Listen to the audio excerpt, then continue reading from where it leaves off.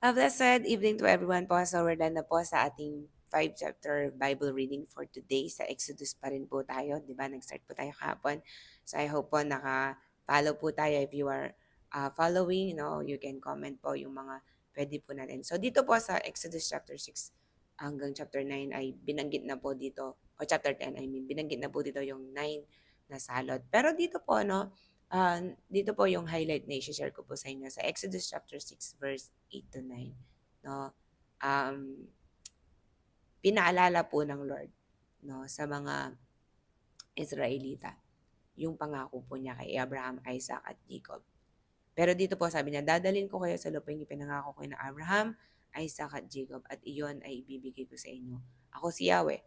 And then sinabi ito ni Moises sa mga Israelita, ngunit ayaw na nilang maniwala dahil sa panghihina ng loob at dahil sa matinding kahirapang kanilang dinaranas. Can we relate it now po, sa buhay po natin? Baka meron na po tayong mga doubt because at ayaw na po nating maniwala sa Diyos kasi nga mahirap na yung naranasan natin. No? At sobrang discouraged na po tayo. So, I hope po na makita po natin dito na hindi nagbabago yung pangako ng Lord.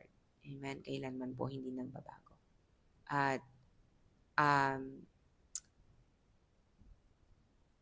I pray na ma-determine po natin na ang buhay po natin ay kailangan pong patuloy na nagtitiwala at nananampalataya. Maaaring meron sa yung sitwasyon ngayon, kapatid, na punong-puno na ng paghihirap ang loob mo at panghina ng loob mo at matinding kahirapan na ang naranasan mo. Kapatid, hindi po dahil mahirap at nangihina ka, hindi na totoo yung pangako ng Lord. Pinakita po dito na marami pong ginawa ang Diyos para maipakita, lalo na po sa mga taong hindi pa naniniwala sa Kanya. Dahil mga Hipto po, hindi po sila, mga FCO, hindi po sila naniniwala sa Diyos. Pero pinakita niya po yung kapangyarihan niya.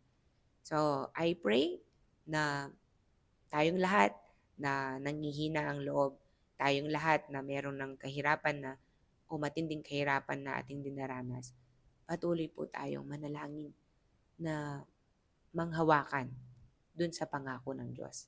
May promise ang Lord sa bawat isa sa atin. I hope po na bless po tayo and it brings some encouragement na makita po natin dito, may pangako ang Diyos sa iyo, kapatid. God bless.